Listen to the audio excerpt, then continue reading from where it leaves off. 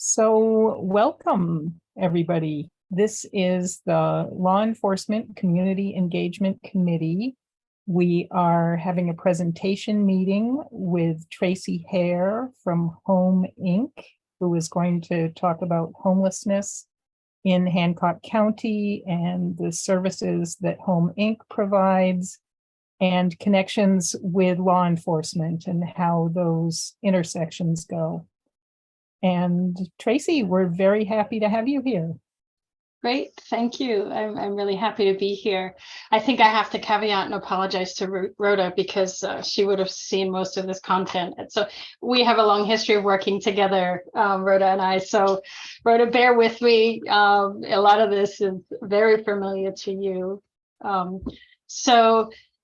I'm the director of H.O.M.E Inc., and I came to H.O.M.E in 2004 as a person experiencing homelessness and immigration challenges. And I have been here ever since. I'm on my 19th year.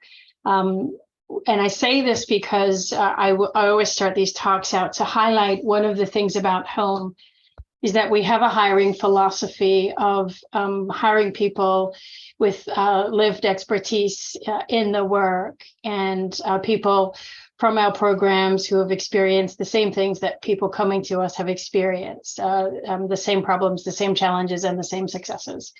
And so as of today, 17 of our team are people who came here first for services, some of us for homeless shelter services, some of us for food and other things. So H.O.M.E has been around for a while. We started in 1970. And initially, we weren't a homeless shelter. That wasn't even on the radar. We were founded by a group of Catholic nuns, kind of the radical bent of the Catholic Church, Sisters of Mercy. So if you know anything about the orders, our founder was a Carmelite nun, and the other sisters were Sisters of Mercy. And originally we started as a craft co-op, and we existed to provide a space for people in our area to augment their income through handcrafts. And it didn't take very long for the sisters to start taking people home with them because a lot of people had insecure housing. Didn't take very long for them to start providing meals and to learn that people needed additional supports with childcare. So we opened our first homeless shelter in 1979, and we're in our 53rd year of service. And today, we've grown to include, I took over in 2016, and essentially I learned from the sisters what worked and certainly what didn't work. And so here we are. We are a 53-bed homeless shelter system today, and we have 4 homeless shelters. And 3 of those shelters are located in Orland, and 1 is located in Ellsworth. We have restructured our shelters now. We can serve 1 location as a lower barrier shelter. What that means is people can be in tough shape as it relates to substance use disorder. We now have a family shelter that can serve families of all types without children. So we can serve same-sex couples, transgendered couples, single couples, all without children. And we can also serve those same couples with children. And so we've really made an effort this year to restructure so there's not any demographic that can't access shelter, providing there's a bed. And that's sort of a bigger access challenge that Rhoda and I have experienced since inception. There's always more people needing shelter than there are beds. In Hancock County, we have 53 homeless shelter beds countywide. That is not including the Next Step DV beds, which are specific to victims of domestic violence that work with Maggie and her folks. So just for traditional homeless shelter beds, there are only 53 beds in our county. We also have We have units of permanent housing, and we have a 7-unit apartment building in Bucksport that serves people who would be defined today as chronically homeless. Although we've been running it for such a long time, they moved in before that category really was trendy. We also have a 9-room single-room occupancy house in Ellsworth that typically has worked with justice-involved folks. And it has now changed to prioritize people experiencing homelessness, regardless whether or not they were justice involved. And then I signed paperwork today to purchase a 4-unit apartment building in Bucksport that will serve families leaving homelessness, and that will be a permanent supportive housing program. And we're at the very early stages of that. We have a food pantry in Orland and a food pantry in Ellsworth. We have a licensed daycare center here in Orland, and that's licensed for up to 12 children. We have a summer mentor program for summer camp, as well as a myriad of basic needs programs, winter coat resources, basic hygiene resources. We do have a tent distribution program, but it's not our favorite. Obviously, we don't really want to accept that tents are okay for people and sleeping outside, but it's the reality, and we do have a program that can support that. We have, so nestled among the shelters, we have craft and art studios, and that was part of the original inception for people to create items with their hands. I've been here 19 years, so things have shifted. People coming into our shelters are struggling and have bigger barriers than they did just 19 years ago. And so that work now has shifted into less of an income producer for people and more of an activity for shelter guests to be a part of an inclusive community. And we also have a house building program, and the board decided with our support, we stopped that 2 years ago, recognizing we had built 53 homes, and we really didn't put a solid enough structure in that for it to be successful. We consider, of the 53 homes, the vast majority are still housed stably, but we did have 11 of those houses that didn't work out for the families. And that's largely in relation to the location we chose was dead of Maine, and 5 miles up a very steep hill in a rural area. And that really set folks up to fail. So we sold that, and we're replacing that with a building in Bucksport that we are signing today. And we've sold every house that we have built. And the last one we sold last August to a family that came here first for shelter. And then they moved into transitional housing, were connected with a voucher and moved into a rural neighborhood in our area where they were sadly profiled based on their binational relationship status, frequent police calls by neighbors. And so we went back to the table on this situation and discovered their dream to buy a home, and we made that happen. They bought our last house and we financed it here. And things are going well. The family's stable, and we've hired the mom as a primary navigator now. So that gives you a sense of H.O.M.E's model. I'm going to share my screen now, and don't be alarmed by the number of slides. This can be how we want it to be, and I can jump out of the slide presentation at any time. But I just wanted to talk a little bit about our impact and some of the numbers that we're seeing in our county, as well as at the end, I can put up some zip code data if the group is very interested in specific zip codes. So let's see if I can pull this off and share my screen. I'm a little traumatized. At the last statewide homeless council meeting, we had our meeting was bombed, and it was really a graphic. I'm not sure if you were there, Rhoda, but it was quite horrible. And so we'll see. Hopefully nobody can bomb this meeting. Just so you know, it's highly unlikely for us to be bombed. We don't post our link anywhere. So it has never happened. And I think you can relax. It's okay. It sounds like I missed the most exciting thing at the statewide homeless council in my entire tenure. For sure. Darn. For sure. And it was exactly that. It was the first time the link has been posted on a public forum. It's usually sent out by email. It's open to the public, but we rely on partners just to share the invite. So let's take a look at last year for home and for numbers.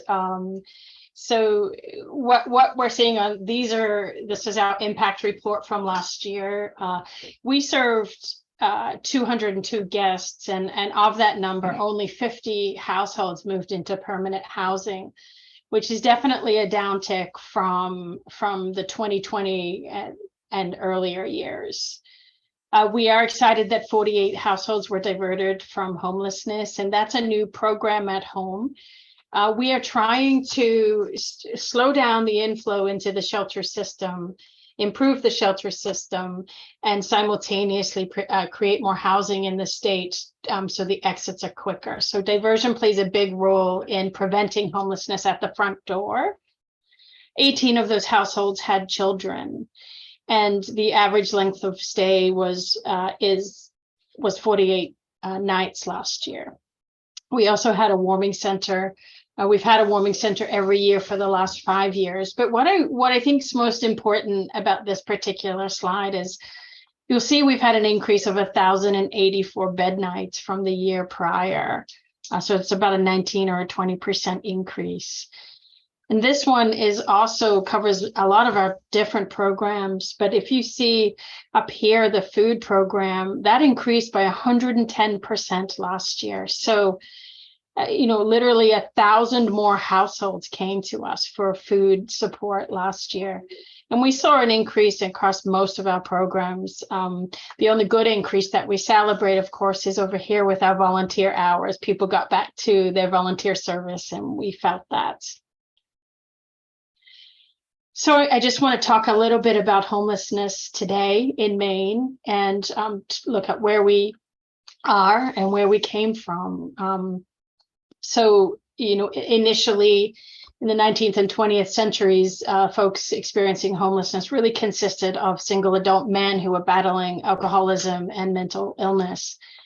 And then you saw kind of a shift in the 70s and 80s, and it usually was women and women with children. And that largely doesn't indicate that more women and women with children during the 70s and 80s became homelessness. This is really the birth of the domestic violence shelter movement.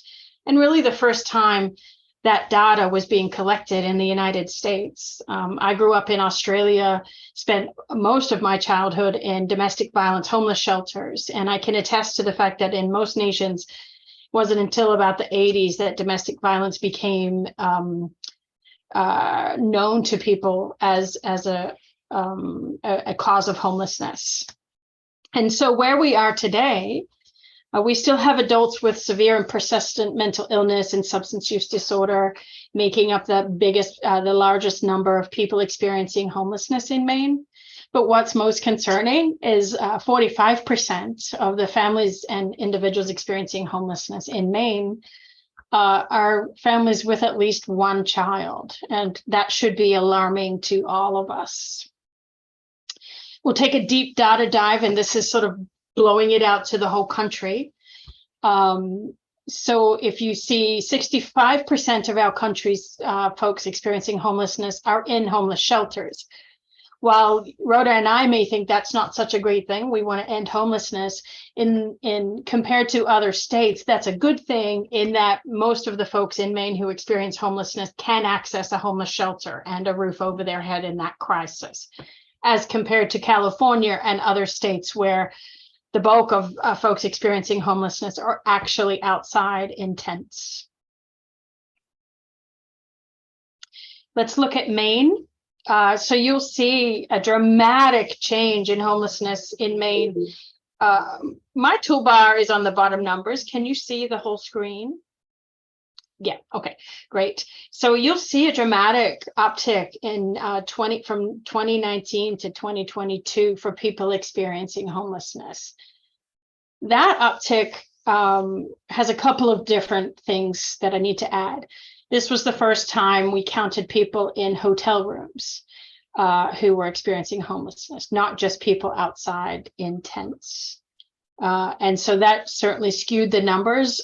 in a bad way. If you think about it, what that essentially means is that we would be hovering around that number experiencing homelessness if we were to count places not fit for habitation or places that are paid for by other charities that are not permanent housing vouchers. And then if we look at the breakdown of the demographics by age, it just highlights what I said, that you've got 45% of the entire population experiencing homelessness are families with kids. And feel free to jump in if anybody has a question on a particular slide. So here again, if you want to break down by race and gender, particularly of note, single people identifying as male still make up the majority of the people experiencing homelessness. We had 22% gender nonconforming and 11% identifying as transgender. So by subpopulation, if you look at adults with serious mental illness, it's notable that 767 of them people experiencing homelessness were considered people with mental illness. And then we've got unaccompanied youth here, and I can't speak intelligently on that in the weeds, but we do have, I think, four shelters in Maine that address youth. It could be a little more than that, Rhoda, by now, but certainly not enough capacity to address this crisis. We see very few unaccompanied children, and partly because we don't have systems that can count that. They're not in our shelters because you have to be 18 and over, and they would not be in the youth shelters either. So we'll look at what's causing homelessness in Maine. I'm not going to break down this slide, but this gives you a sense from 1929 through to 1980. And a few things happened that impacted homelessness in the United States. This isn't a popular opinion, but the United States chose homelessness. After the stock market crashed, we created programs to construct affordable housing, and we came up with the Housing Act that made it housing as a safe, affordable housing as a right for folks. And then the Fair Housing Act in '68, it banned discrimination in public housing. But if you see down here in 1979, just after the state of New York declared shelter as a firm shelter as a right for people, around 1980, that was the last time this country invested enough money into the development and creation of affordable housing in this country. And what we're seeing now is that with this, I ran for town council last year, and I was really alarmed to hear within this 5-year period, we're about 2 years into it, all the folks in around 1980 who entered contracts for affordable housing, these big multi-unit developers, they had to agree to providing a certain number of units to low-income housing. Those all set to expire within this 5-year time frame. And you might have seen that in Bucksport, where Wenbell has just announced last year that they won't be taking certain subsidies anymore. That's because many of these big apartment buildings are now terming out of their contract for affordable housing. We also made a big effort in the country to deinstitutionalize people, and one can ask, was it a good move if sleeping in a tent, suffering with severe and persistent mental illness was the alternative? We also made a large effort to dismantle single room occupancies in this country. So really around the 1980s, we stopped investing in affordable housing, and it's no surprise that we are where we are today. We're about 20,000 units shy of what we need. Poverty, though, is still the leading cause of homelessness in our state and in our country. And so if you think about Maine, we're among the least affordable housing market in the country, where That number has shifted now. We're now at 70% of people in Hancock County cannot afford a traditional 2-bedroom rent on what their income is. And we're about, you'll see this number down here, 19,000 units shy of the units we need of affordable housing in our area.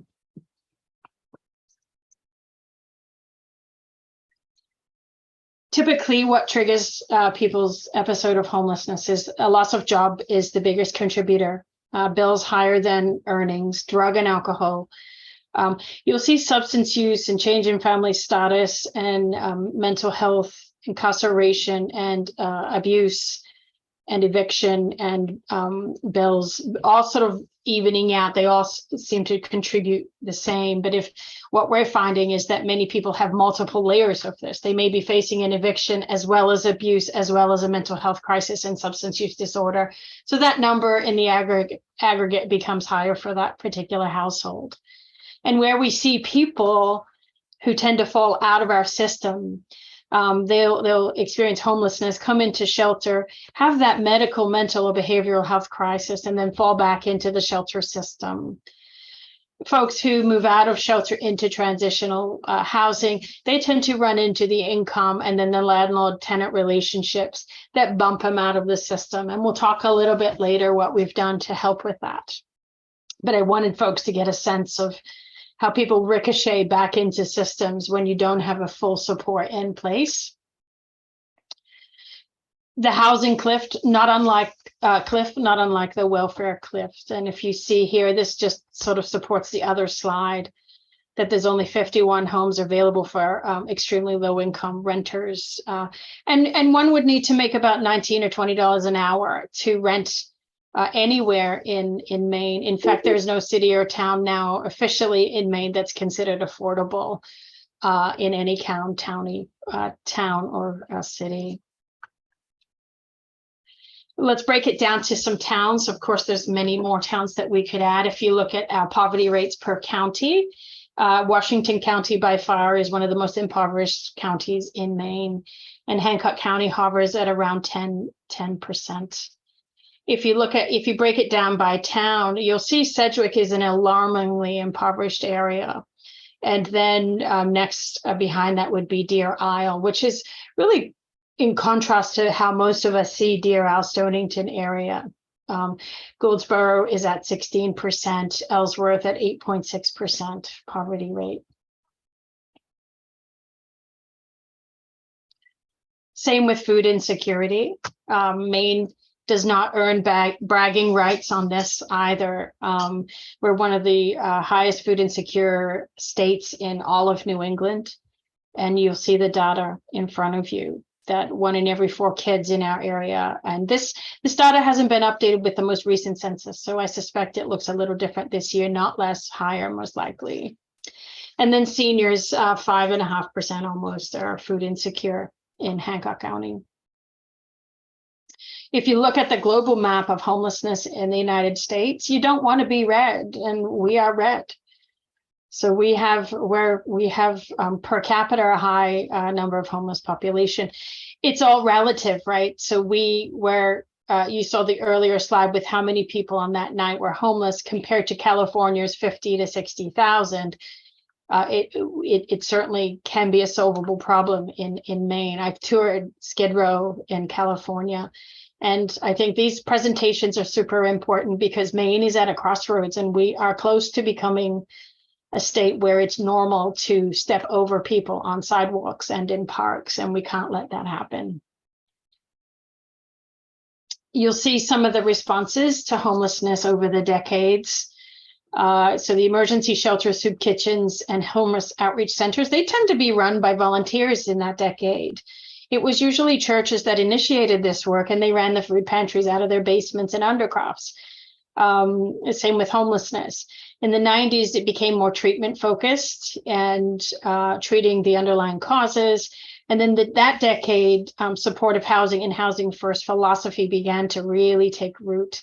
And what that really means is you need more than just, we have fidelity to housing first, that all of these other things can't happen if a person has no fixed address. addressed. But once that person's in housing, you have to recognize that there are more supports that need to be in place for this to be successful. And so now, as a state and county, we are moving from a housing first program to housing first systems. And that's what we're in the middle of now. And I get into that a little bit further down. So let's look at the state of homelessness in Maine pre-pandemic. And even though this slide says Maine, it's Hancock County, and all of our towns are in step with this. So we had steady inflow into and this largely speaks to why we're seeing tents now in places like Ellsworth. I've been here 19 years. We've only had visible tents in Ellsworth for the last 3 point in time counts. So that's a huge shift for us. We went from, I think, 8 people in tents in 2020, in 2021, until last year we found 22 people staying in tents in Ellsworth, and we had another 45 people in a hotel. So prior to the pandemic, we had people fall into homelessness, and about 75% of those people with relatively small interventions would regroup and would be connected to housing. About 25% of those folks stayed a little longer. They had bigger barriers to stability. And then, so we had good outflow in the system. And people with really complex needs, about 2% of folks experiencing homelessness, stayed much longer. And then I like to use this analogy, and I think Rhoda may have seen this at an earlier presentation, but if you think about a subway train, going to a station, people get on, and at the next stop, people get off. That's how a train keeps running. If the train never always stopped at the stations and people only got on and nobody got off, the train comes to a complete halt. It's at capacity. And that's essentially what happened in COVID. So what we had steady inflow into shelter, but rather than those 75% being housed, those folks stayed in shelter. So essentially shelters became at capacity almost immediately because nobody was leaving shelter. We weren't connecting people with landlords. People were sheltering in place, and we had no outflow out of the shelter for people who languish traditionally, as well as people who usually are getting off the train at the next stop, whether it be for housing instability or moving on. So what we have been doing is, for the last couple of years, Rhoda's been a part of this work. We've really been putting solutions and programs in place to help with this. So now what we've done is we've added the diversion system to the front end of the shelter stay. So that would prevent the people from coming into shelter. Diversion also can rapidly rehouse people who come into shelter. We have navigators that jump on the train now and are helping people more aggressively connect with housing. We've started programs like master leasing. We've been doing a lot of landlord remediation. And some groups and communities have been doing long-term stayer work. And that's really identifying people by name in a certain area that seem to be bouncing from jail to shelter to hospital to tent. And we're starting that work in Hancock County. We meet every Tuesday.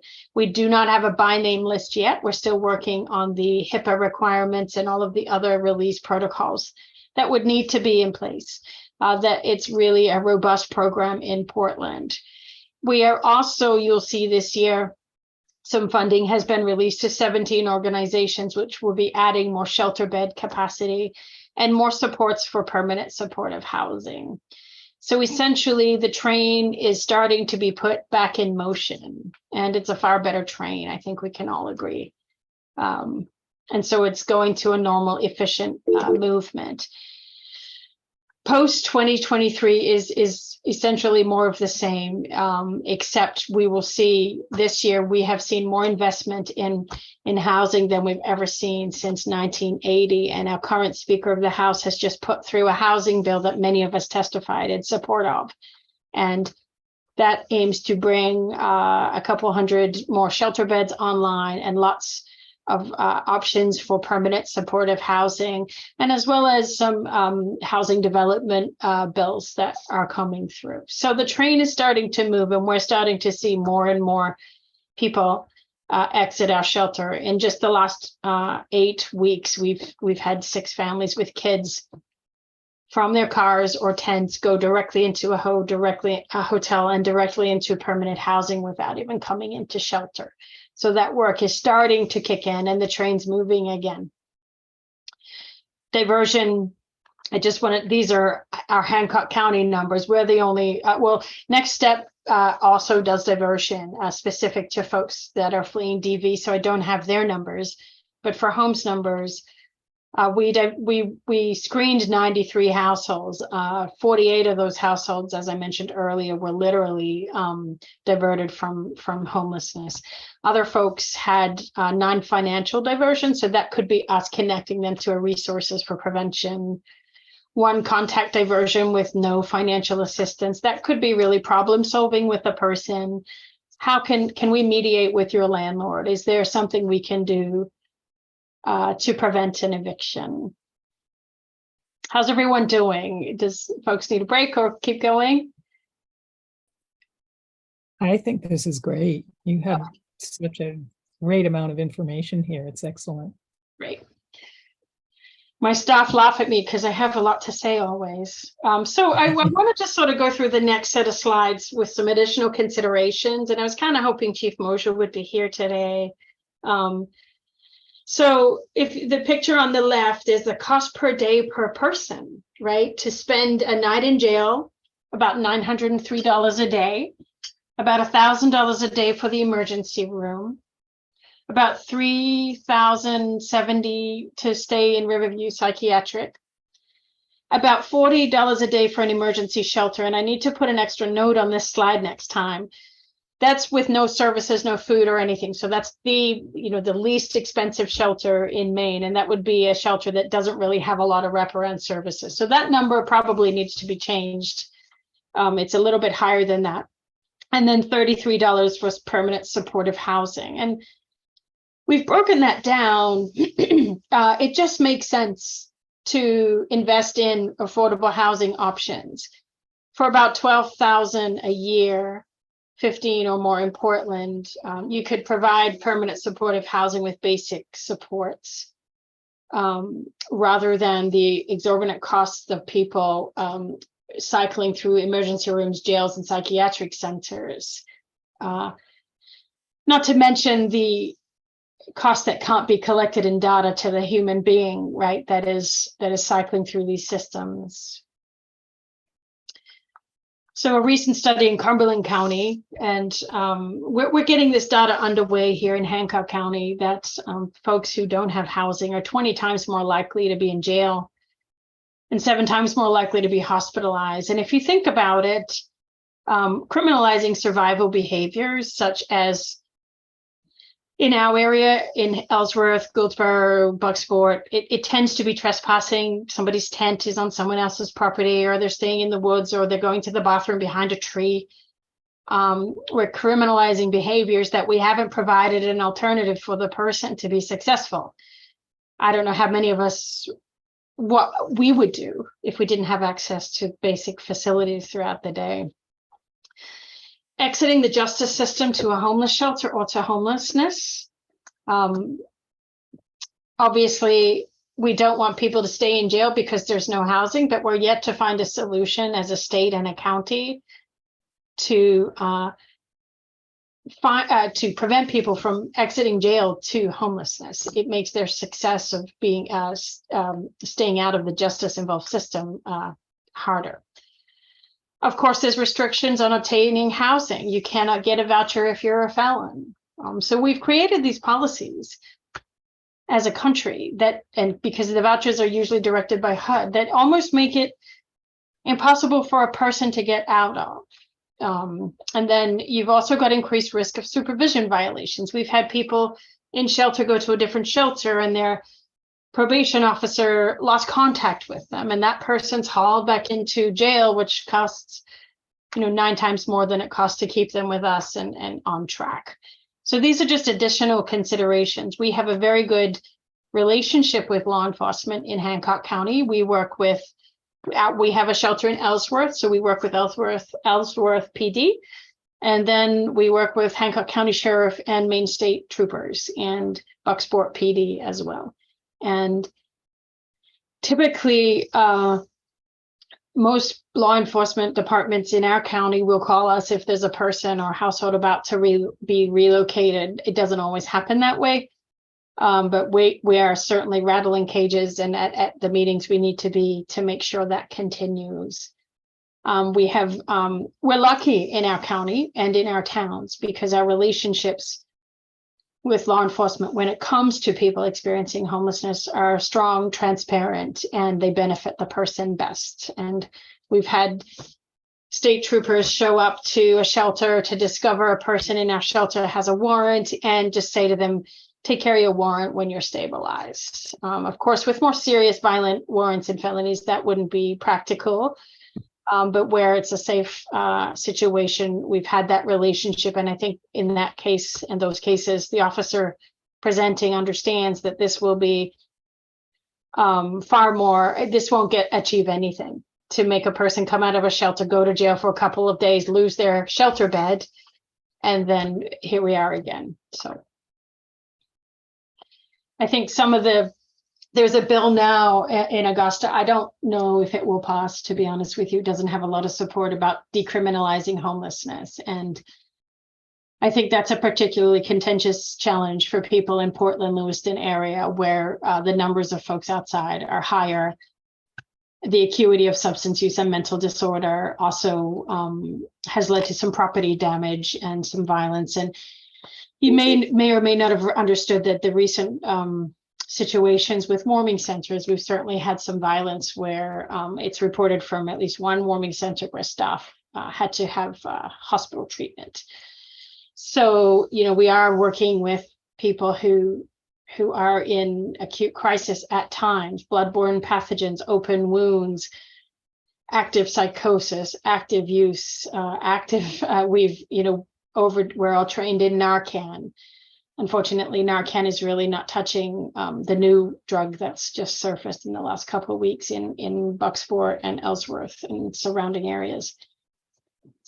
This is the harsh reality of the work. And what drug is that, Tracey? I've forgotten the name of it. I can email the group. It's something dust, something angel eye, or it's not angel dust, it's something else, but it's being mixed in with fentanyl. Mm-hmm. And Narcan does not reverse it. Oh, wow. And Narcan does not reverse methamphetamine either. And that's something people don't really understand. Narcan is fentanyl's biggest enemy, but it's not necessarily an enemy of methamphetamine. Yeah. Okay.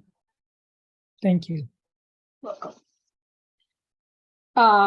So if you, again, just things to consider, the savings, if we were just to focus on housing people first, where they're at, regardless of program parameters, compliance, sobriety, and those things, we would have a savings as a state per person. And again, the data that we can't capture, it's far better for the person.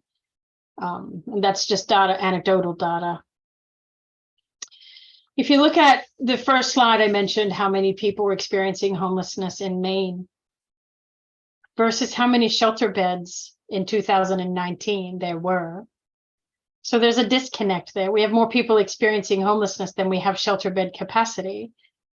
And that number is actually harder because out of that number, not all shelters are low barrier or can be low barrier.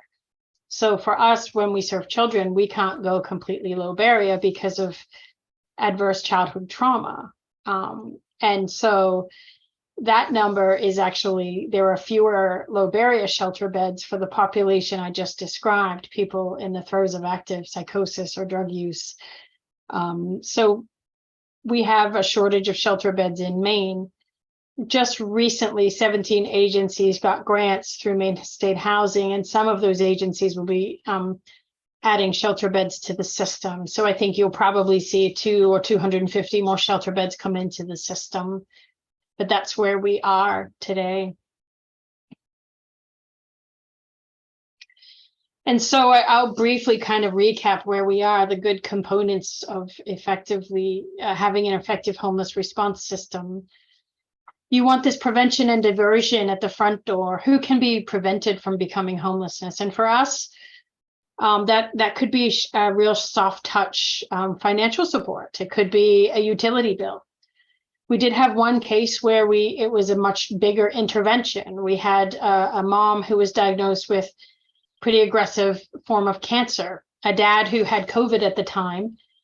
Their furnace was being inspected and Dead River discontinued their furnace, basically condemned it.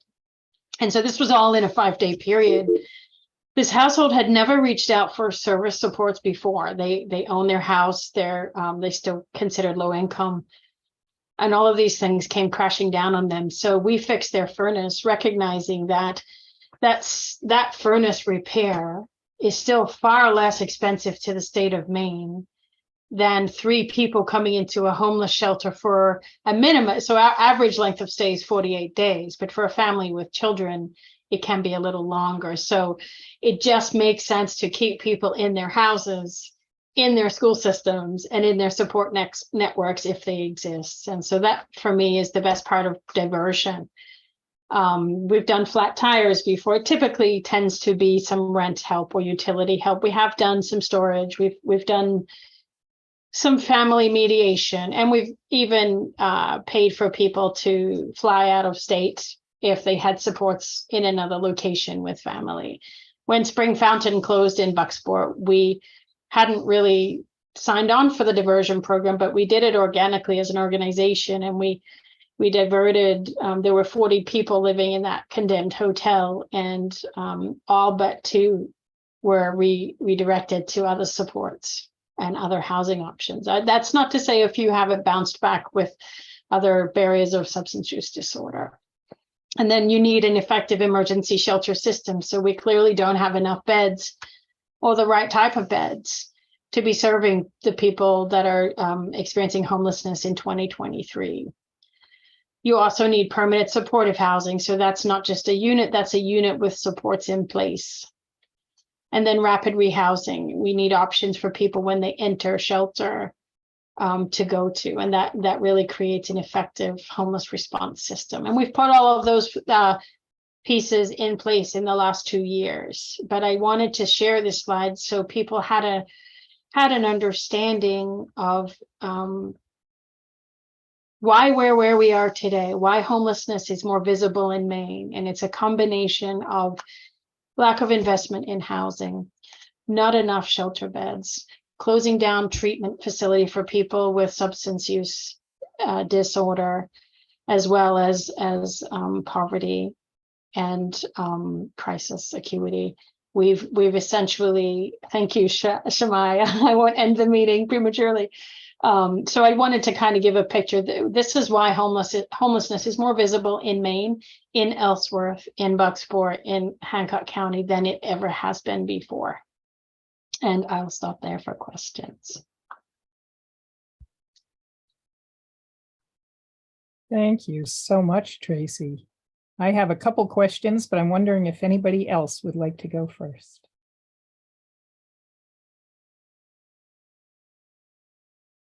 Okay. I have a couple things I've wondered about. One is the relationship between Hancock County and Bangor with homelessness and people getting sent over to Bangor, or if you find some folks are coming to Hancock County and how that goes. Good question. So I was at a meeting the other day with a forensic case manager. She works within the jails in Ellsworth and other local jails. And we often hear, you're all sending people to Bangor. And so first of all, I'll just share this one slide. It's not a slide, it's just I don't have sharing privileges. So I'm sorry, I did that prematurely. We can fix okay. it wasn't part of anything, but I had a feeling people would be interested in some of this. And this is really raw data. So I'll just quickly sort of show people where people came to our shelter. Oh, I can't share it yet. You can in 2 seconds. There you There we go. go. So this is zip code data. This is raw data out of our system. So this gives you a sense of where people are coming from. And you will see, I had it on another screen. We served 70 people last year from Hancock County, but we served a number of people from Bangor. And you can see the sort of the spread of the towns across each shelter. So you'll see we have 4 different shelters. And you'll see, and I can share this with you at another time as well, but you'll see that homelessness and people experiencing homelessness are essentially migrating around the state. So our relationship with Bangor is, so we are part of a statewide system. And that system consists of the statewide homeless council, which advises the legislature. And I'm our regional representative to the statewide homeless council. We have a regional homeless council, and we are in Region 3 homeless council territory, and I chair the Region 3 homeless council with Dave McCluskey, who runs the Shaw House in Bangor, and Boyd Carnholm, who runs Bangor area homeless shelter. And so Region 3 consists of all homeless services in Aroostook County, all homeless services in Washington County, all homeless services in Piscataquis County, Penobscot County, Hancock County, and Washington County. So that's a pretty big geography. We meet once a month. I chair that meeting with Mike and with Dave and Boyd. And we communicate together and trade information back and forth on how we can better serve people. So with what's happening in Bangor, it really is folks migrating to Bangor from other towns closer to Bangor. But one of the draws to Bangor is that they have a low barrier shelter at the H.O.M.E house. And that low barrier shelter means somebody can be actively impaired at the shelter. I don't think they can use at the shelter, but I think they can be actively impaired. And so for us, for Next Step and other shelters, that would require an enormous staffing pattern for safety, and which is not funded. The state, every shelter in Maine has a serious shelter budget shortfall. For H.O.M.E, it's about $200,000. For Hope House, it's over $1 million, and they're really at risk of closing if something doesn't shift. But people are drawn to service centers, places where they can exchange needles, places where they can receive treatment, or places where they can deny treatment and be in shelter. And so that tends to draw people to Cumberland County and Bangor. Bangor is really, really struggling. And this is new to Bangor as well. Bangor's had unsheltered people in tents, but you're talking 20 people. When I first started this work, maybe 40 or 60 people prior to the pandemic, and now it's ballooned. And so what we're trying to do, we have HUD technical assistance, so a person from USACH, which is the United States Interagency Council on Homelessness, is guiding our work here. And really, and this is best practice for tent sites. If you're going to dismantle a tent site, it should be attached to services and housing. Moving people from one spot to the other doesn't do anything. The people can't just disappear off the planet. And so what Bangor's recently done is close down one tent site and connected 20 of those. I think it was 18 of 20 with services and housing. And so that's a big task. And I think what people have a hard time understanding, this is a solvable problem in Maine. We can solve chronic homelessness and solve for the folks in tents, but it will not happen in a year. We need to develop a system that it can happen soon, but it's not going to happen yesterday. And I think part of the frustration we hear from folks in Bangor is that it's so visible now And the substance use disorder piece is so visible in that the needles and just the basic safety of those areas is really compromised. And so it's become more urgent and in their faces, but work is happening behind the scenes. In addition to that, within each region, we have a network of 9 hubs, and that's broken out like the public health districts in Maine, Hancock, Washington County, Goldsboro, and the towns that we all work with. We are part of Hub 8, and Hub 8 includes just Washington and Hancock County, and Hub 8 only has 5 shelters, the 4 that H.O.M.E has, and the shelter that Next Step runs. Or do you have 2 now, Maggie? I may be wrong on that. No, we still have just the one. Just the one. So, and where those shelters are serving 2 entire counties and 2 of the biggest geographic areas. We got the largest. Unfortunately, our hub has the biggest territory to cover, and it's a service desert. But so we are part of Hub 8. And are all of those shelters in Hancock County, and there actually is not one in Washington County? Did I understand that right? I don't know, Maggie, you can't disclose your shelter location, but can you disclose the county or not? Yes, we can disclose the county. It's in Washington County. Oh, Right. it is. Oh, that's good to know. Yeah. Thanks. So, and there's really no shelter system in Washington County outside of the very good work the DV folks are doing. So we're Hub 8, Bangor is Hub 9, and we meet with our hub every week. So that's a really statewide homeless council is forest, regional homeless council is trees, and the hub work is really on the ground. Frontline workers, people at those meetings are people that are talking about, hey, you got any beds today? Hey, have you, what's your bed bug protocol? Hey, are you doing background checks, or are you searching bags, or are you finding weapons? And, or it's White Birches is suddenly not going to rent to people. What do we do? Those types of things are discussed at the hub level, where it's more granular, more active steps. The regional council really discusses what all hubs in that region are addressing. And then out of that meeting, we come up with policy recommendations to the statewide, to the governor. And one of those recently worked, we had Speaker Talbot Ross visit H.O.M.E 2 weeks ago. And the state had put in Maine State Housing had put in a budget for housing, and nobody put shelter supports in that. And so we were saying, look, okay, nobody's going to carry our water for us. So a group of us, the director of Hope House, the director of me, Mid-Maine Homeless Shelter, and not Knox County, York County Homeless Services, as well as Preble Street, met with the speaker and said, look, we've got to take care of the emergency room as well as encourage people to have a primary care provider.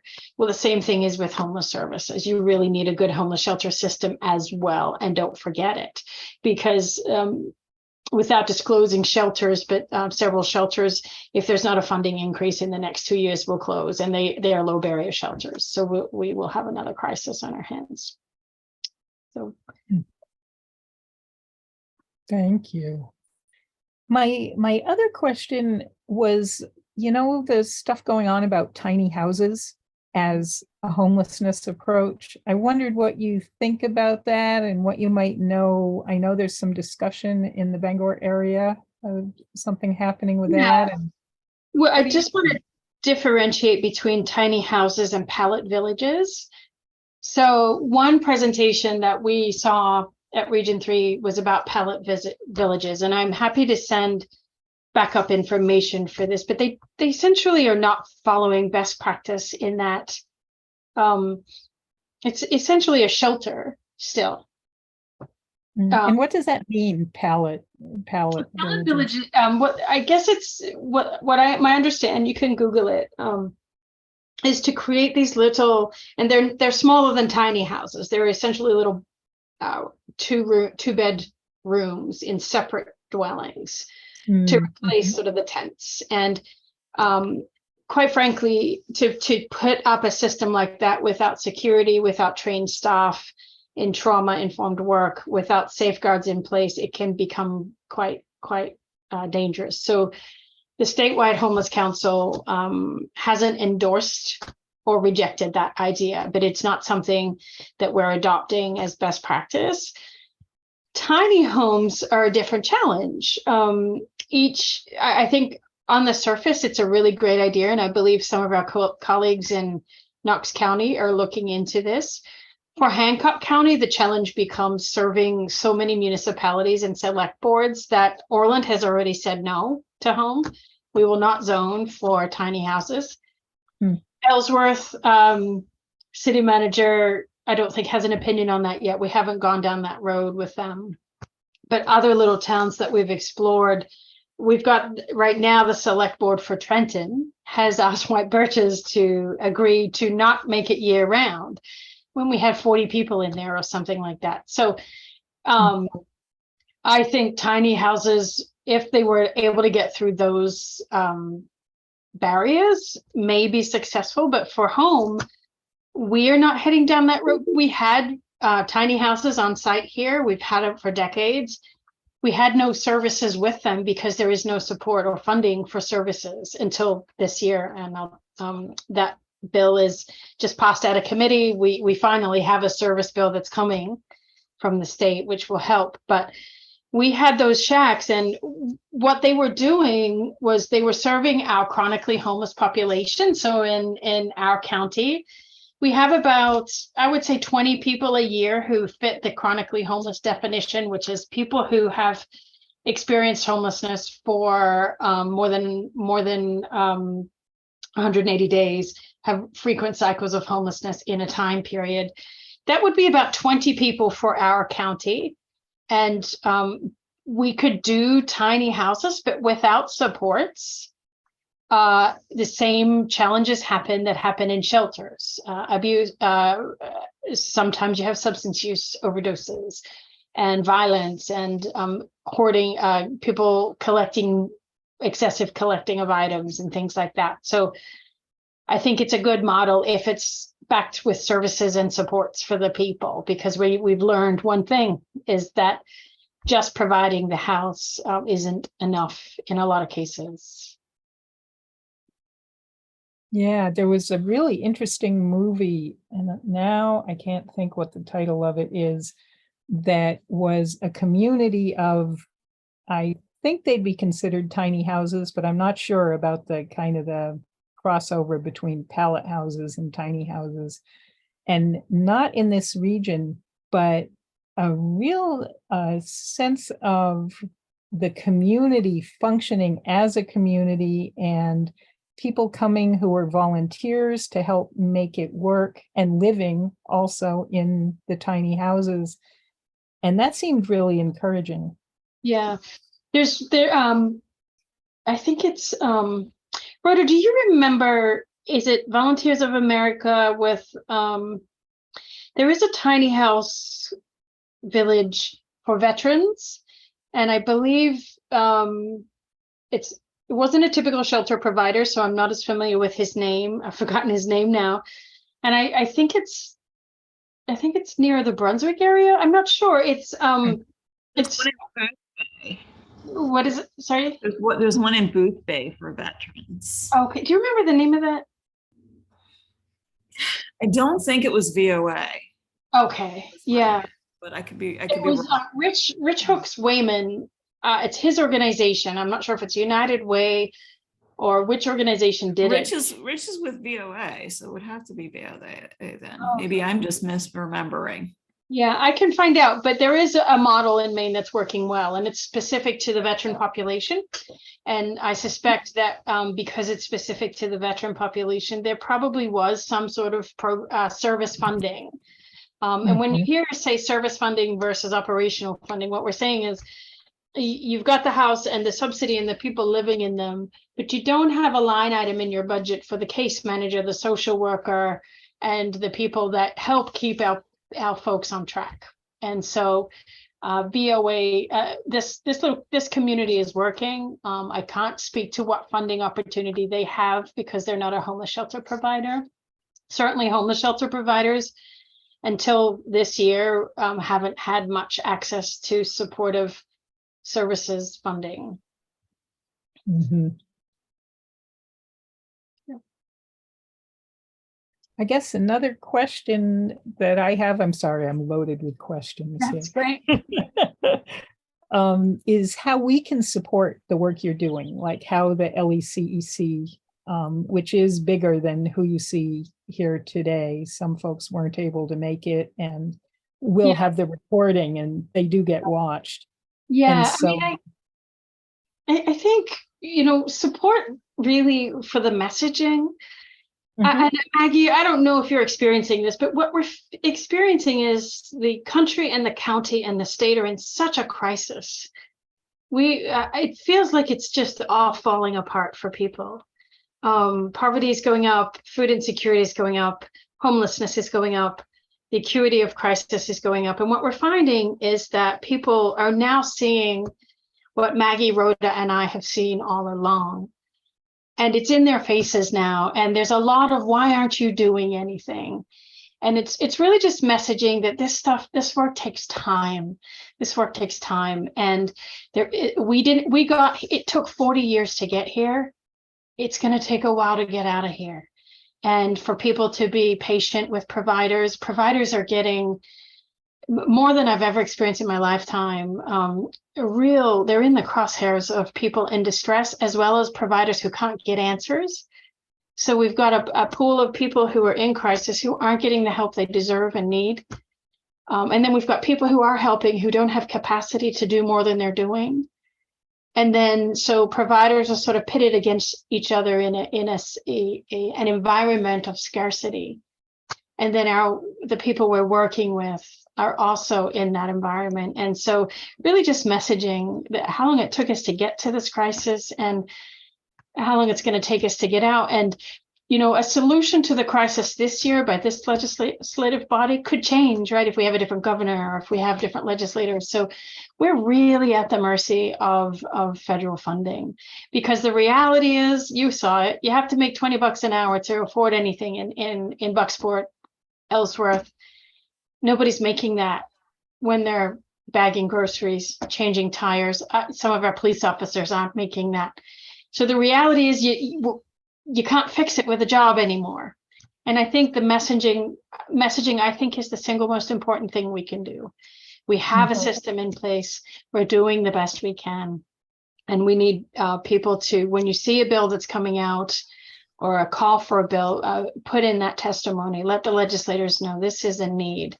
And let your neighbor know who's saying, Next Step's not helping people, Home's not helping people. Yes, they are. Yes, we are. And we're helping a tremendous amount of people, but not all, because the system is at capacity and then some. And we're trying to do the best we can. It is a solvable problem. Maine can end homelessness. And what I mean by ending homelessness is that tomorrow a family could become homeless, but they'll come into shelter and they'll be housed really quickly. So what we're talking about when we say functional zero is that homelessness is brief, rare, and doesn't happen again. And that's the best we can realistically ask for as a state, as a county, as towns, and a country. So I hope that, I think that's the biggest, takeaway. And is there any particular legislation right now that you'd especially like to see people support, like either federal or anything happening in the state? I don't know, Rhoda, should I go into the state and federal update or should I not?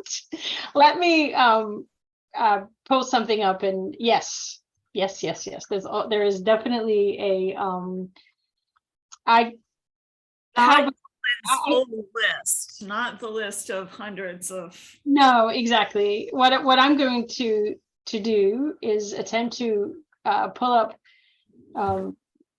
something that will sort of highlight bills that we need to be looking out for as a group.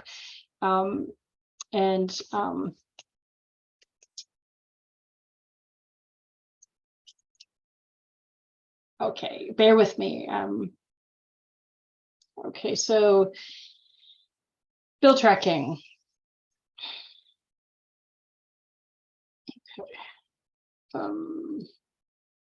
Another possibility, if it's easier for you, is you could send me a list of particular bill numbers that I can then put together with this video if you'd like. And share with the group. I have it on the screen, and I would love to do that because I think that would make sense. So we have some bills that we're looking at, and in particular, the most recent ones that we should pay attention to, and I maybe not to make you dizzy. I will. Let's see. These are all the bills we're paying attention. You know what? You're right. I think I'll just send this to you because it's pretty. The ledger at the top is really self-explanatory. It explains the ones with the star are not in committee yet, so we don't have it. But this is the big one, guys. If we're gonna hit anything this legislative session, we're looking at LD2, LD 1074, and 654. But I'm going to send this all to you because it's a whole different PowerPoint conversation. So like I said, there's a lot of ways to talk about, but I'll send it to you.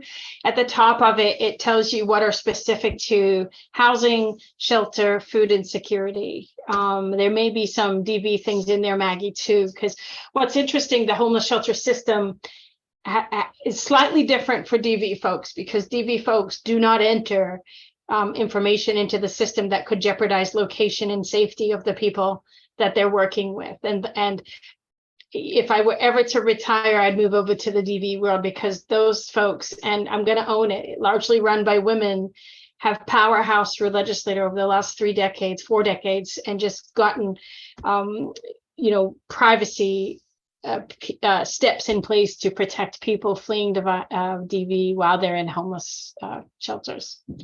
So it's good work. And I'll send that. I've got to write notes of everything I have to send you. Okay. And if there's a way to mark, say, 3 or 4 bills that you'd especially like folks to focus on at this time. We have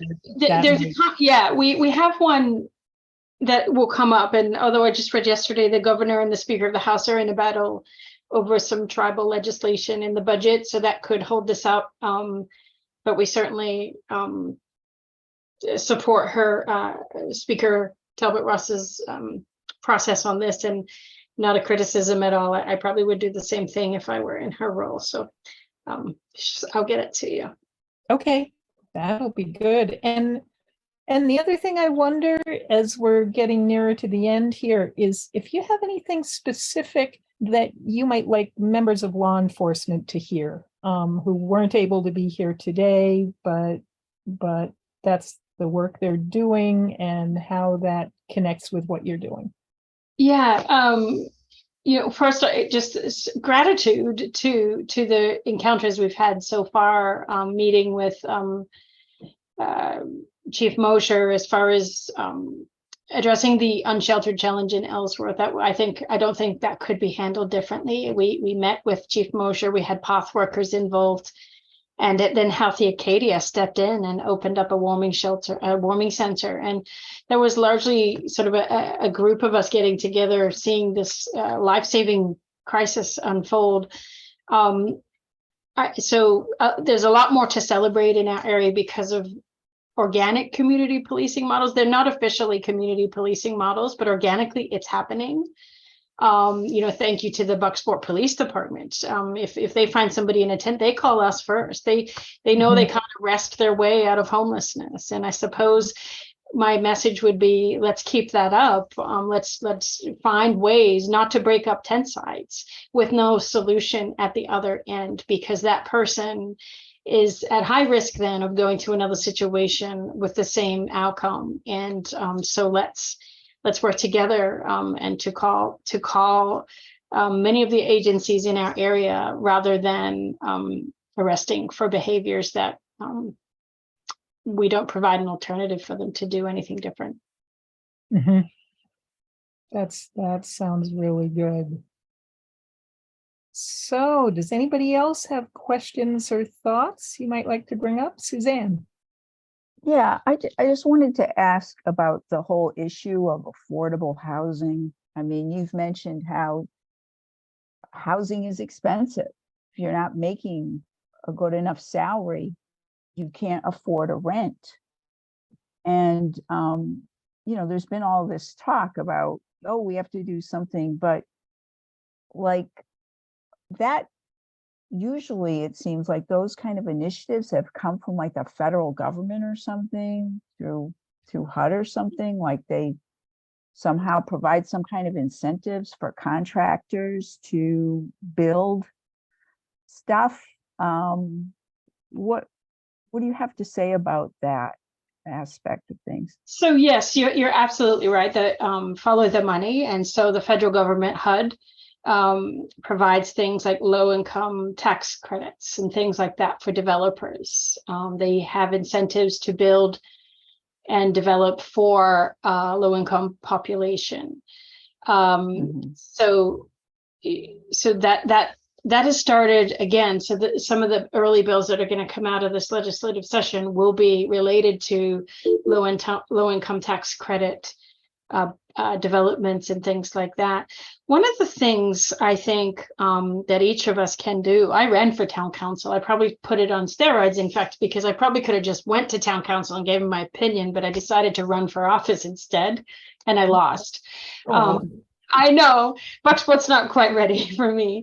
But the thing is, we've got to look at our planning board decisions, right? And some other things that we're doing that are preventing low income developments from happening.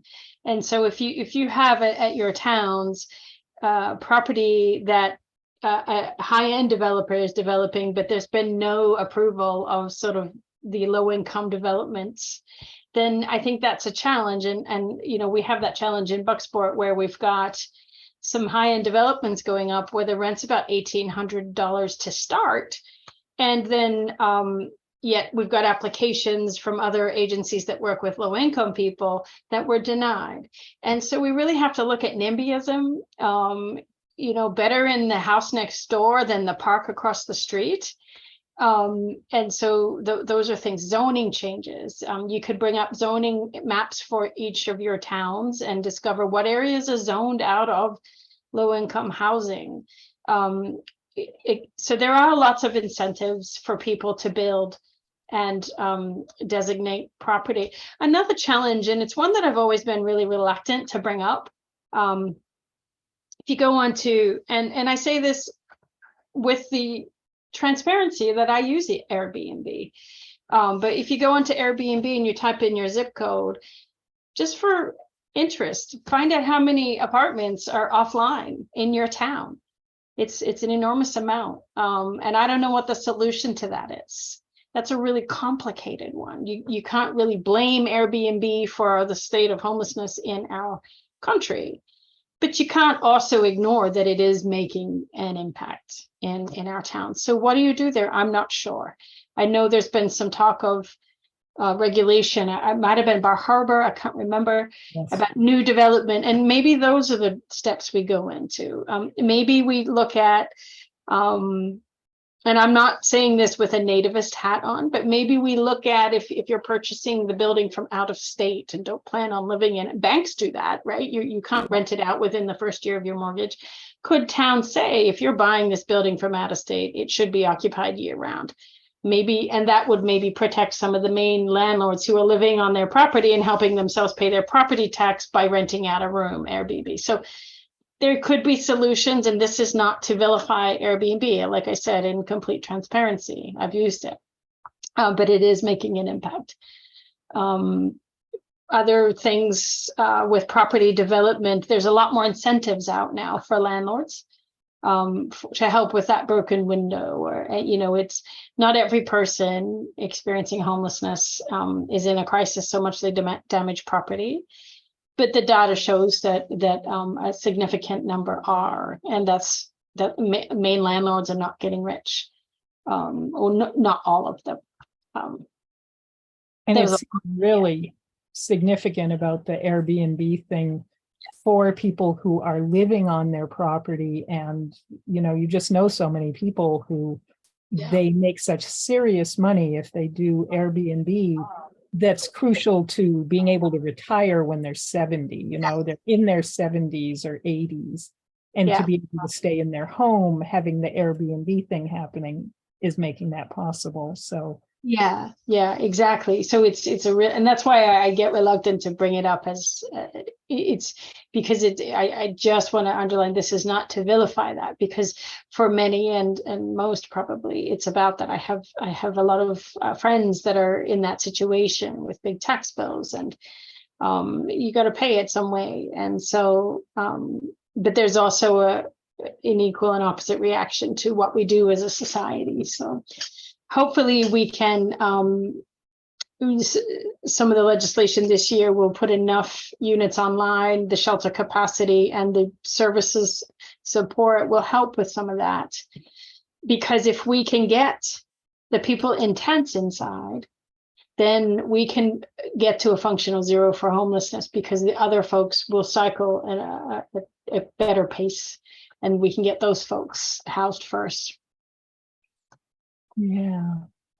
I guess the other thing I wondered is that thing about like single room rentals, and what happened with that? I remember I used to live in southern New Hampshire, and there were residence hotels that were single rooms, and it provided housing for people who were in very marginal kind of situations. Yeah, they started to kind of go offline back in the 80s when the funding stopped and the deinstitutionalization piece. Home kept it. We have one. We've had it since 1995. And it's a really common model in New York City, in Manhattan. I'm not sure. It's I think some agencies, from what I understand, are going to get back into that. What we find is sometimes particularly single adult males tend to want to turn down apartments because they've found community. So maybe they'd be a good candidate for SROs, but I think it's a great model, and we're going to keep ours, and I hope we can see more of that come online. Because it was affordable and it provided community. And I think if you add supports to that, then it could be successful. Not so successful for DV survivors and families with children, but more successful for the individual single adults. Yeah. And have those gone away because zoning changed or something like that? Like town ordinances made it more difficult? I'm not sure. I couldn't answer directly. I could find out though. Yeah. I'm just curious. Well, we're just right up to 11:30, and thank you ever so much for coming to talk with us. This has been just great. Great. Well, thank you for having me. It's nice to meet you, and I'll get that stuff to you as soon as I can. That Great. sounds wonderful, and I'm just, whoa, oh no. What? Oh, I thought I closed the Zoom by bumping a thing. No, you Well, didn't. and now this will be on our recording. That's exciting. Oh, yeah. Thank you, Tracy, for all that you're doing. Thank you. For this. It's amazing. My mind is spinning with how huge this is. It's a lot to it. Yeah. I don't know if I'm in control of the screen, but I'm going to leave. I hope that doesn't. I just got it back, so it would let me stop recording. So I just want to thank Tracy again, and thank you everybody who has come to watch this and been part of it. Great, thank you. Okay, thanks again. Great. All right. Too many buttons to keep track of. Maggie, I hope you got stuff that's useful to you out of this too. I did. I don't work very often with the shelter. You I shut the don't interact with recording them, off. but this was helpful. Oh, I thought it was off. No, I think it's still recording. Oh, good gravy. I am just not a good. Oh, it's paused at the moment. Oh, okay.